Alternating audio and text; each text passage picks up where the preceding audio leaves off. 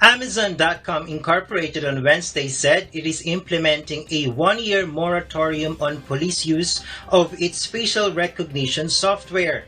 This is a reversal of its long-time defense of law enforcement's use of the technology. The announcement came as activists have been voicing concern that facial recognition could lead to unjust arrests during demonstrations against police brutality, racial injustice, and the death of George Floyd. Critics have questioned the accuracy of the technology, pointing to Amazon's recognition service that had struggled to identify the gender of individuals with darker skin in a past study. Amazon has taken issue with that research. Amazon says it has pushed for regulations to ensure the technology was used ethically.